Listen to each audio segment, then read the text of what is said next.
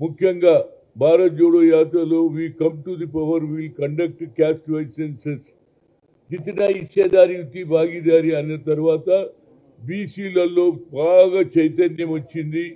ఎన్నో మీటింగులు పెట్టారు, round table conference, meet the press సభలు అన్నీ పెట్టారు. అన్నీ చూసిన తర్వాత ముఖ్యమంత్రి గారు ఏ వాగ్దానాలు అయితే చేశారో 6 డిక్లరేషన్ అన్నారు, అందులో 5 పూర్తి అయ్యాయి. ఒకటి మహిళలకు ఇచ్చే ఏదైతే 2500 పెన్షన్ ఇవ్వలేకపోయాము. దానికి కారణం ఏంటంటే ఒక్కొక్క ఇంట్లో 4 ఆడపిల్లలు, ఒక మగపిల్లాడు ఉంటాడు కనుక అందరికీ ఇవ్వలేము. కానీ ఏది చార్మినార్ దగ్గర జరిగినటువంటి రాజీవ్ గాంధీ సద్భావన రోజు నేను చెప్పిన ముఖ్యమంత్రి గారు ఇది ఒక్కటైతే చేయాలి, అందరికీ ఇవ్వలేకున్నా ఒక్కరికన్నా ఇవ్వాలి అని చెప్పాము.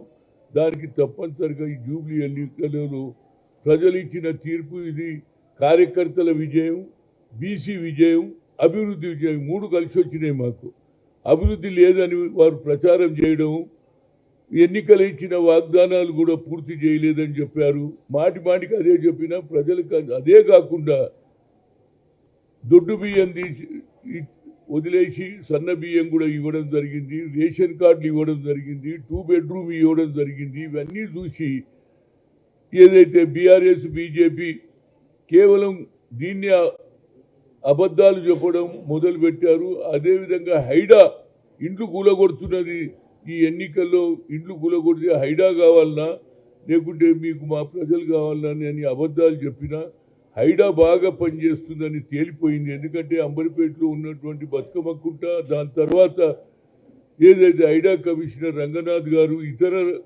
ఏదైతే చెరువులను కాపాడుతుండు, ప్రభుత్వ భూములు కాపాడు కొన్ని వేల కోట్ల రూపాయలు ప్రభుత్వ భూములు కూడా కబ్జా చేస్తుంటే దాన్ని కాపాడింది. అవన్నీ చూసిన తర్వాత డెవలప్మెంట్ జరుగుతుంది.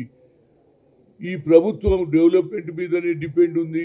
దాంతోపాటు రాహుల్ గాంధీ గారి ఏది బీసీ నినాదం, ఎస్సీ ఎస్టీలకు న్యాయం జరగాలి అనే ఆలోచనతో ఇవాళ అందరూ మూకుముడిగా ఇంత మెజార్టీ మేము మొదలే అన్నాం 20,000 పైన వస్తుందన్నాం. అదేవిధంగా 24,658 ఓట్లతో గెలవడం.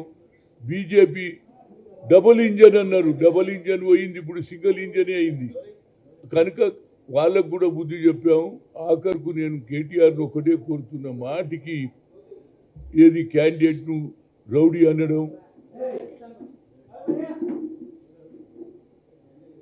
అనడం అది కూడా ప్రజలు అసహించుకున్నారు. ఎందుకు ఆ పిల్లగాడు చదువుకున్న పిల్లగాన్ని రౌడీ అంటున్నారని అది కూడా వాళ్ళకు వ్యతిరేకమైంది. అదేవిధంగా సన్న బియ్యం కూడా ఎత్తేస్తారని చెప్పిండ్రు. సన్న బియ్యం మీరు ఎందుకంటే 70% మీరు ఇస్తున్నారు, దానికి కూడా ప్రజలు అరే ఈ ప్రభుత్వం మంచి పనులు చేస్తుంటే మీరు వచ్చే బియ్యాన్ని కూడా వ్యతిరేకం చేస్తున్నారనే ఆలోచనతో ప్రజలందరూ ఇది బీసీ విజయం, కార్యకర్తల విజయం, డెవలప్మెంట్ విజయం.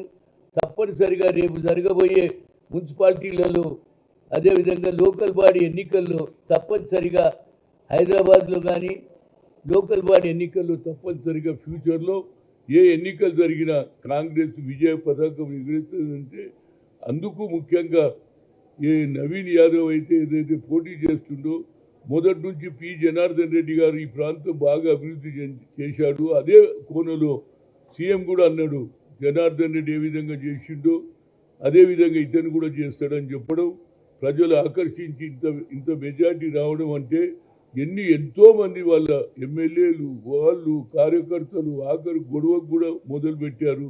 అయినా ప్రజలు లెక్క చేయకుండా ఇవాళ ఏదైతే జూబ్లీ హిల్స్ ఎలక్షన్ గెలిపించడం ఇది బీసీ విజయం, అదేవిధంగా కార్యకర్తల విజయం, అదేవిధంగా ప్రభుత్వం చేసే ప్రజలు డెవలప్మెంట్ కోరుతున్నారు. ఎందుకంటే ఏ ముఖ్యమంత్రి కూడా ఆలోచన చేయలేదు స్పోర్ట్స్ సిటీ చేయడానికి. స్పోర్ట్స్ సిటీ కూడా చేస్తున్నాడు, నంబర్ 1 సిటీ అవుతున్నది.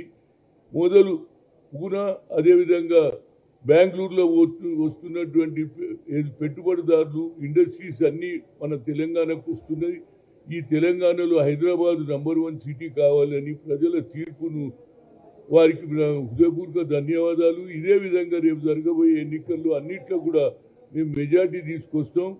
ఎందుకంటే ఇది కార్యకర్తలందరూ కూడా రాత్రి పగలు పనిచేశారు, ఇంటింటికి తిరిగారు.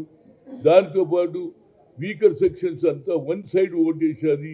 ఇది బీసీ విజయం, డెవలప్మెంట్ విజయం అని మీ మీడియా ద్వారా చెప్తుంది. తప్పనిసరిగా జరిగే ఎన్నికల్లో ఒక 42% ఏదైతే రేవంత్ రెడ్డి గారు రాహుల్ గాంధీ సందేశాన్ని తీసుకున్నాడో దాన్ని ఇంప్లిమెంట్ చేసిన ఏకైక స్టేట్ ఏది ఉందంటే అది తెలంగాణ. దానికి కూడా అడ్డంకులు పెడుతున్నారు కోర్టు ద్వారా. తప్పనిసరిగా రాహుల్ గాంధీ గారు ఎట్టి పరిస్థితుల్లో 9th షెడ్యూల్లో పెట్టినప్పుడు అందరి దగ్గరికి పోతాం, చలో ఢిల్లీ.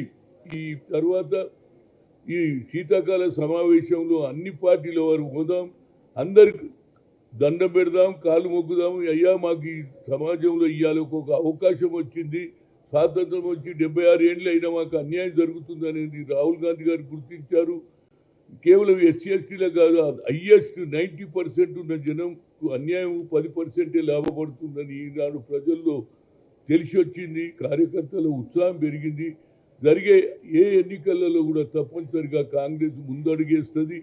అదేవిధంగా బీఆర్ఎస్ నాయకులకు చెప్తున్నాం, మీరు 10 ఏళ్లలో పరిపాలనలో ఎందుకు ఓడిపోయారు, ప్రజలు మాకు ఎందుకు విజయం అవకాశం ఇచ్చిండ్రో దాని మీద మేధో మథనం పెట్టుకోండి తప్పితే తిట్టుడు, ఏది కమిషన్లు అనడం, లేకపోతే ఏది రౌడీలు అనడం, ఈ భాష ప్రజలు అసహించుకొని ఈనాడు తప్పనిసరిగా జూబ్లీహిల్స్లో 24,658 ఓట్లతో నవీన్ యాదవ్ గెలిచినందుకు ప్రజలందరి తరఫున, కార్యకర్తల తరఫున వాళ్ళకు హృదయపూర్వక, అందరికంటే ఓటర్ మహాశైలకు మా హృదయపూర్వక ధన్యవాదాలు. మంచి నిర్ణయం తీసుకున్నారు. ఫ్యూచర్లో కూడా ఏ మాటనైతే రేవంత్ రెడ్డి గారు చెప్పారో ఎలక్షన్ ముందు అవన్నీ కూడా మేము ఇంప్లిమెంట్ చేస్తాం, ప్రజలకు అండగా ఉంటామని ఏదైతే సోనియా గాంధీ కానీ, రాహుల్ గాంధీ కానీ, మల్లికార్జున్ ఖర్గే గారు కానీ, రేవంత్ రెడ్డి ఇచ్చినటువంటి, అదేవిధంగా పిసిసి ప్రెసిడెంట్ మహేష్ కుమార్ గౌడ్ కూడా అందరితో టచ్లో ఉండి ఎవరైతే